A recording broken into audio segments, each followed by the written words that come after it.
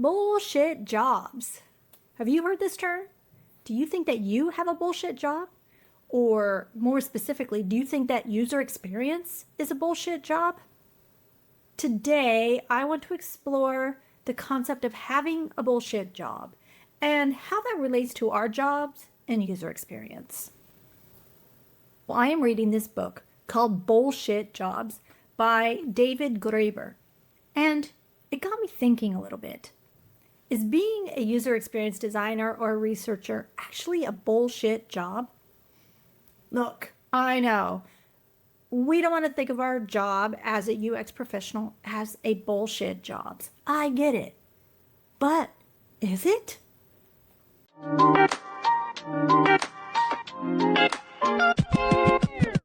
First, we need to break down what this book I'm going to talk about today called Bullshit Jobs. I need to define what the author is talking about when he uses this term. Okay, so here's the main idea. The author, again, David Graeber, he argues that a huge proportion of modern jobs are essentially pointless. The people doing these jobs even know it. And even they would admit the world would be no worse off if their jobs did not exist. He calls these bullshit jobs. There are kind of two halves I want to talk about today with this idea of UX being a bullshit job. The first half is us UX folks who know that the job is bullshit. We get ignored time and time again. We perform UX theater to get buy-in. We evangelize our work on deaf ears. We fight the hard fight. But we know our work really doesn't make an impact on product decisions. Ouch. And then there's the second half of this idea around UX being a bullshit job. That this doesn't really align to the theory of the book, but it's another half of that idea of UX being bullshit. What if our stakeholders, our teammates, all those non-UX folks, they actually think that UX is bullshit? It certainly would explain a lot of the hassle that we have to go through when you try to evangelize the value of UX, wouldn't it? I want to explore these two halves today. And I want you to stick around until the end because that's when I explore some real-world tactics on what we as UX pros could do next. So before I specifically get into user experience, I want to share a little bit more about what the author says about the spiritual violence of bullshit jobs. A key theme from the book is the psychological damage that these bullshit jobs cause. Workers in bullshit jobs often suffer from depression, a loss of purpose, and a sense of moral injury. They feel complicit in a lie. Meaningless, as the author argues, is a form of harm. And I want that to sink in for a minute. This idea of loss of purpose and meaninglessness. Have you ever felt this as a UX professional? I sure as hell have. That feeling that my work does not matter, the hollow sense that no one values my input, the mindset that my work is bullshit. Have you been there? Leave me a comment. Let me know if you have also felt this sense of my work is bullshit. And honestly, some of these dark, empty feelings can come from our team who thinks that UX work is just not necessary. And some of these feelings can come from inside ourselves. Let's start off this idea that yes, UX is a bullshit job. And let's do it through that lens of being a UX professional. Now, I want to start off with a couple scenarios. Maybe these will hit home. You spent weeks on conducting research, creating a beautiful report that actually gets buried in the UX research graveyard. Nobody reads it, and maybe the decisions were already made before you completed the research. Yeah, I've been there. You produce a gorgeous journey map. It lives as a poster on the wall that no single engineer, product owner, or executive has ever referenced in any kind of decision. It's just pretty decor, not data.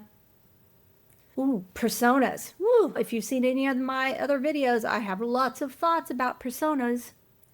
And I think that they are actually one of the biggest bullshit deliverables that UX produces. There, I said it. These fictional users with stock photos and faces and hobby lists, you spend a month doing research to build them and create them, and what happens to them? The product team gives them a clever name like AI Native Alley. Well, then we end up building whatever the CEO said we should do. Yeah. Next, design thinking workshops. Yeah, you can imagine what I think about these as well. A full day workshop with sticky notes, Sharpies, how might we statements. You know the ones. How many features did those workshops actually produce? Graeber would call a design thinking workshop box ticking. It lets the organization feel innovative without actually changing a thing. And finally, maybe you just don't feel like your position has merit. You have a title, a process, a toolkit, and if you're a designer, you have a Figma subscription. You're invited to meetings as a courtesy, not as a decision maker. The stakeholders do what they were going to do anyways. It feels like you have zero organizational power. And honestly, you probably don't. Have you ever felt this? Leave me a comment. Let me know about your story of having zero power. In Graeber's terms, you have all the theater of importance without actually having any leverage. And this is textbook bullshit job. Let's talk about UX being a bullshit job from the stakeholders who work with us, UX folks, when they think that UX is a bullshit job. And I think you're going to be relating to some of these, unfortunately, and it's going to hurt. Product managers who already know the user, or even worse, they are the user. So maybe they've looked at some NPS comments, they've skimmed some App Store reviews, or maybe they also use the product in a testing environment the way they think users would use it. Yeah. So they've done the research. They don't need your UX work to inform direction. They already have all the answers. So they might be thinking, why are these UX folks even here? And then there's that situation I talked about earlier. The multi-week research strategy, really doing deep discovery research.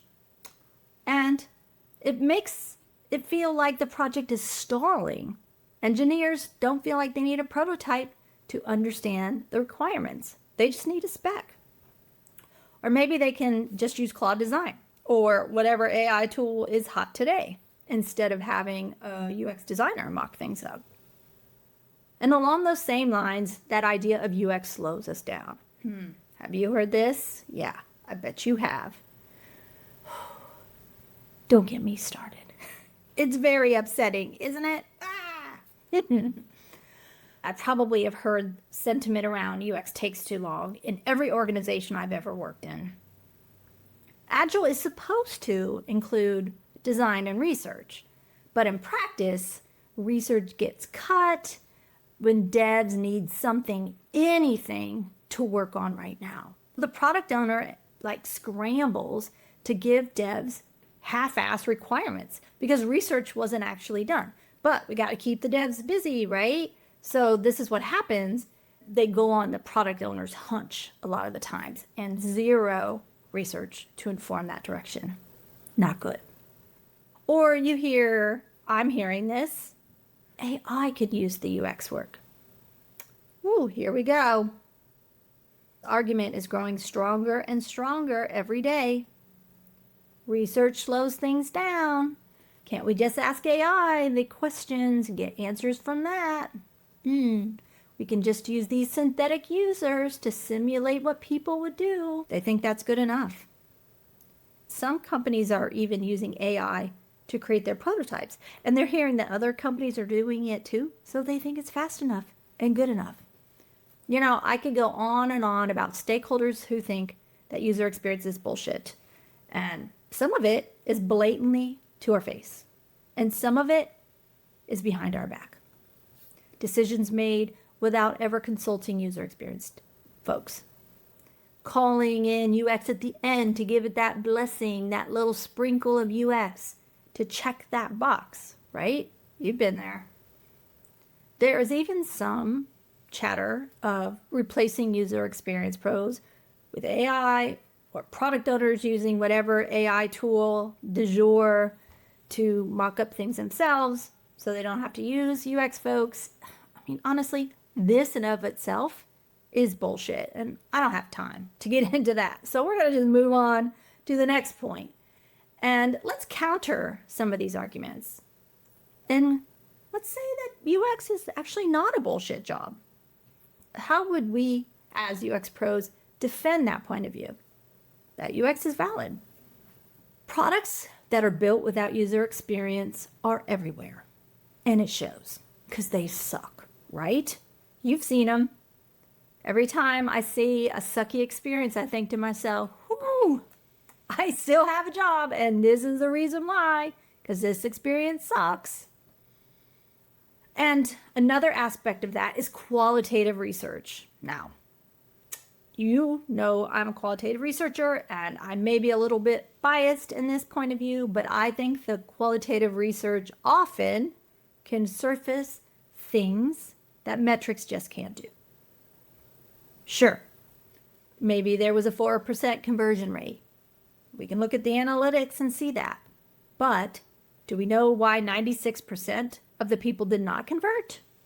You're not going to see that in metrics or analytics, because those things don't tell you why. They might tell you what's happening, but they don't tell you why. Yeah? That's when you got to do user experience research to figure out why the fuck is this stuff happening. Now, let me tell you, I have seen some product managers, product owners use this data, this analytics from a dashboard, and try to convince me and the team that they understand why something is happening by just looking at these dashboards and the numbers and the drop-off rate. But honestly, they don't know. They are just bullshitting all of us, trying to convince us that they know better. But we know they don't. And finally, let's talk a little bit about where the problem really lies. UX failure is product failure. And oftentimes, it just gets misattributed as a UX failure. When a product flops, the autopsy rarely says it's bad UX. What it does say is that it might be poor product market fit, or there is a confusion in the value proposition, or the problem that product was trying to solve was not really defined, or it's not the real problem that should be solved, and the product direction is a hot mess. All of these problems are not UX problems. They're product problems. But look what happens. UX gets blamed for these things when this work should have been done up front. Woo, okay, I could go on and on. This stuff really gets me fired up when UX is blamed for product problems, but hey, we're not talking about that today. So despite how I probably come off here, not all product owners and stakeholders are evil. They're really not. Some of them are actually great allies. So I want to focus on the perspective of stakeholders who understand that UX work is valuable and is not a bullshit job. You conducting user experience research or design and testing out ideas, it actually catches some assumptions that product folks don't see, that developers and engineers may not have in sight, but UX will catch these things. A UX researcher sees what folks cannot. They see people's mental models. They see users' expectations, the needs of the users, the errors that seem impossible. until it's tested with users, and then they see where the experience falls apart. This is what UX brings to the table. Fixing the assumptions that the team has about their product perfection. And we need those checks and balances for a successful product. We need to align what the business needs to what the user needs, right? That's what pays our paycheck as a user experience pro, making the business profitable. But user experience is actually there in a unique way to bridge that gap in understanding and to kind of simmer down some of the assumptions that other stakeholders or team members might be making. I'm sure you've heard some stories of some teams who have shipped a product without any user experience, research, design, expertise, and the product has failed.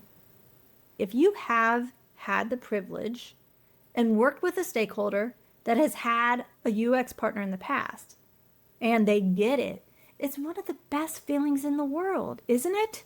I love it.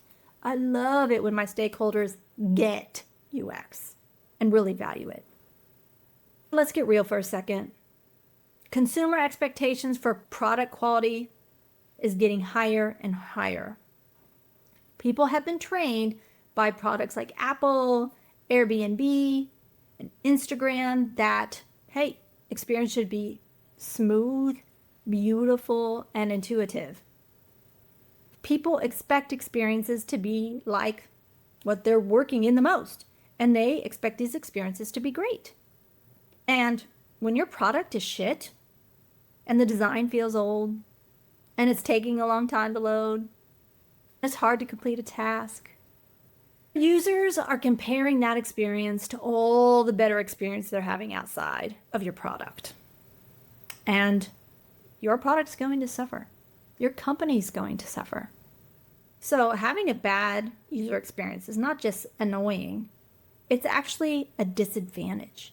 If your product is shit, users are going to go elsewhere. So before I get into the elephant in the room, AI, have you liked my video yet? I could really appreciate the love, so go ahead and give me a like, and we'll move on to this next part. AI. I mean, come on. What would a talk be without AI these days, right? So let's talk about that. Let's talk about how AI is actually a threat to the UX profession. I've got to start out by being real. AI is fast. It can help you come up with a research plan, a discussion guide, a great start to surveys in seconds. It can help create interface design using your design system in seconds. It can synthesize tons of data like user interviews and come up with great summaries that might take days or weeks for a user experience researcher to do. And now, if it's done well, which is not always the case, but now synthesis like that is just a prompt away and done quite quickly. I mentioned another thing earlier about synthetic users because I'm hearing a lot of buzz in my circles around synthetic users. So I'm going to talk about that for a minute because we're talking about AI and this is an aspect of that. They're being used quite a bit. For me, the jury is still out whether synthetic users have value or not. I personally haven't used them yet. They kind of freak me out. Maybe I'm just old school and closed-minded. I don't know, think what you want, but I'm hesitant to rely on synthetic users right now. Now, I know that AI can simulate user behavior. We can model personas based on demographic data and predict how users might respond to interfaces or AI tests. This is what I'm hearing. This is the value of synthetic users. I mean, the good part of that is you don't actually have to use a human being. You can use these synthetic users and you don't have to recruit, you don't have to pay them, you get really fast results. So hey, there might be an upside to synthetic users. And if there is an upside, let's face it, this is a real threat to a big part of validating or evaluating designs and products, because research is a big part of that. So along those lines, like I said, of AI, synthetic users might be a threat to our industry. Now let's talk about this idea that UX is box ticking. Oh, this pain, this laughter of pain, because you probably have been there too, right? Because I kind of think AI is making these box ticking functions that UX brings to the table. I think AI might be making it worse. It can just spit out personas. It can just take tests instead of human people doing tests. It can generate user stories and journey maps and the data for reports. But does it know what good is? I mean, is what the AI producing really the thought process or the cognitive, I don't know the fancy word, is using AI really replicating a human being? Is it really executing a task the way a real human would? I'm not really sure. Okay, so let's think about this in a different angle. Let's think about AI and how it actually is making a case for why user experience is super valuable, and AI cannot replace this profession. I mentioned this a little bit. AI simulates people. It doesn't really understand people. Let's think about that for a second. A synthetic user cannot tell you a lot of things. It can't tell you about the grief it went through when it made a visit to the doctor. It can't tell you those pain points that it had, because it doesn't have any pain points. It doesn't have any feelings. It can't tell you the reason why a person made a purchase. They can't tell you how they feel when, say, the data they need is not on the website. So it can't tell you, oh, I felt this way when I couldn't find what I needed. Synthetic users and AI-produced personas or whatever, it just can't give you those real human feelings. And that gap, that when you are relying on synthetic things, but you really need to understand people's goals, motivations, pain points, that sort of thing, AI cannot simulate that. We are still, thankfully, designing experiences for human beings. And in order to do that successfully, we still need input from real human beings. And also, AI creates new problems that didn't exist for user experience professionals. The biggest problem? It makes shit up. These conversational interfaces, AI agents, whatever, they hallucinate. And these lies erode trust. I'm sure you've been there. You had AI lie to you and you're like, psh, I'm out. This is shit. Yeah, you've been there. I know. Kind of goes back to that idea that because AI cannot be trusted, it's more important now than ever to really understand how human beings think and feel about these experiences. AI cannot pretend to know those things. Okay, and if you're thinking, Jen, you're so full of shit, UX is legit, it is not a bullshit job, I believe in the value of user experience. Great. I have some paths for you, my true believers. I love that you still feel that UX is legit. That's very heartwarming. Yes.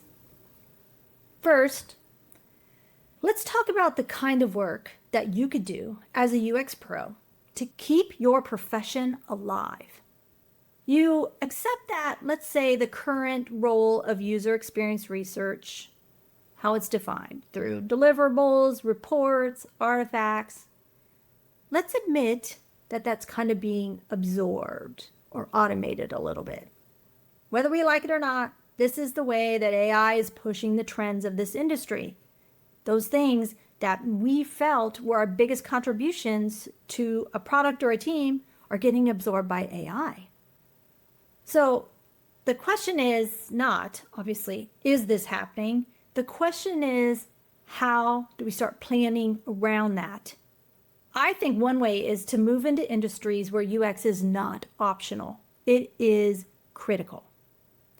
Government, healthcare, finance, education, these are still massive industries where UX work is not utilized enough. It's very human focused. Now, I know that a lot of jobs like in government and health may not be glamorous, but think about how this might be the circle of jobs where UX research and design is still really valued because it's still really critical. And maybe we consider this like more meaningful user experience work. Things like caring for humans, creative work, work that visibly connects humans and their welfare. For the UX folks who feel like the UX job is becoming bullshit, it might mean leaving tech entirely and focusing on industries where a more human connection is needed to be defined and refined rather than through technology. Okay, so let's say you want to stay with where you are. You don't want to go into one of these other industries that may not seem so sexy, or you don't want to leave tech.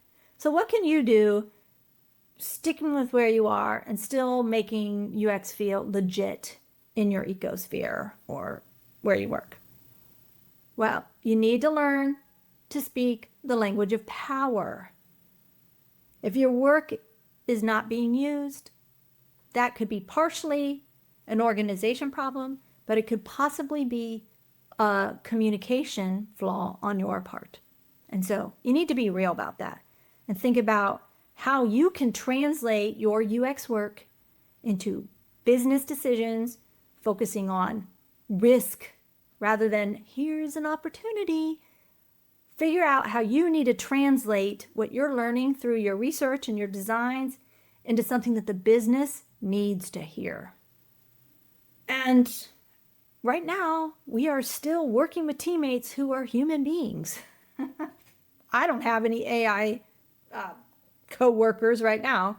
So this is an opportunity to build relationships with our teammates and get those human connections, get those allies in your corner, get those people to support your UX work.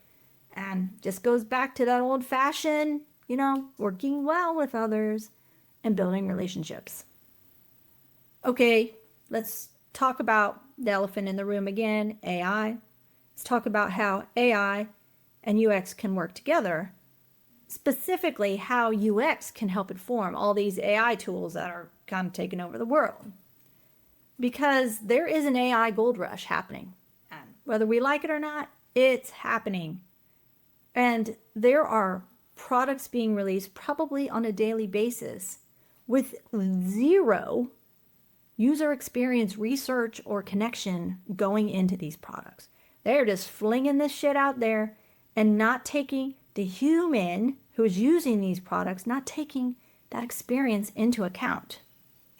These folks need to be there to audit these experiences, figure out what the failures are, fix them as the product evolves. We need to be there to help these AI experiences be good for human beings. And what that partially means is we need to be there to train AI on what good means.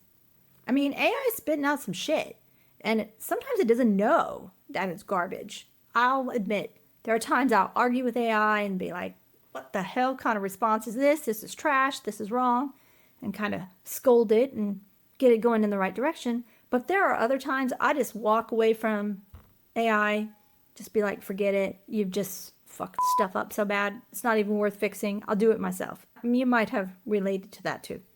But we need user experience folks to help train this AI and show what a good experience valuable is. AI cannot train itself on that.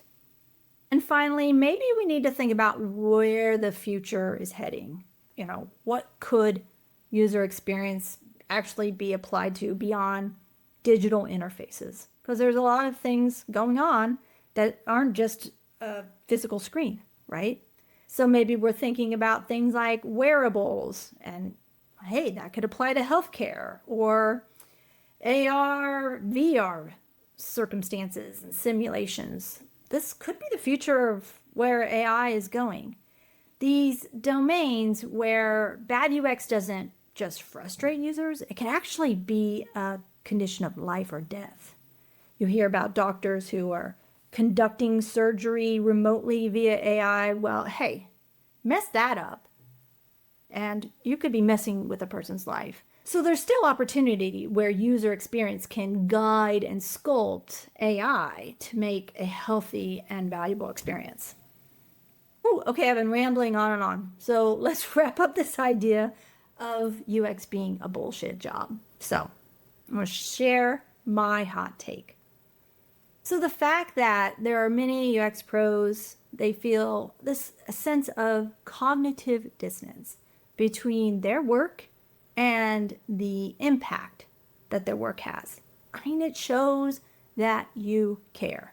And so that is a finding in itself, that maybe UX is not a bullshit job because you care about it, where the book talks about how a lot of people, they have a bullshit job, they know it, they don't care. But you do care about your UX job. So maybe there's a difference there. Also, what about this take? UX is only a bullshit job because organizations have made it. The discipline is real. The value is real. What often is bullshit is the way that organizations leave UX out of decisions, of products.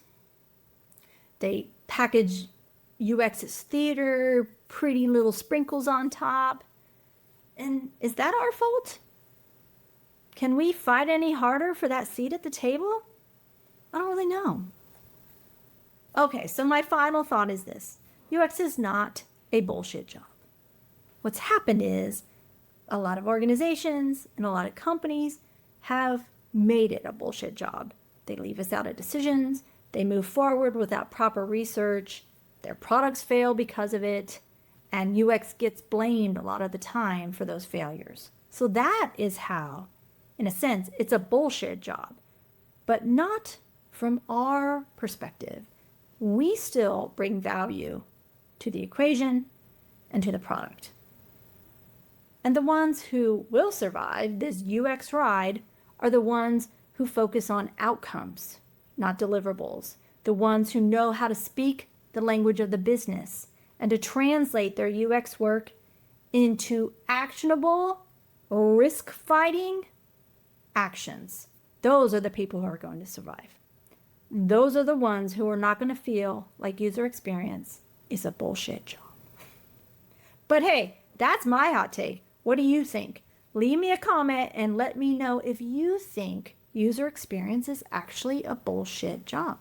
Let me know. Until next time, bye.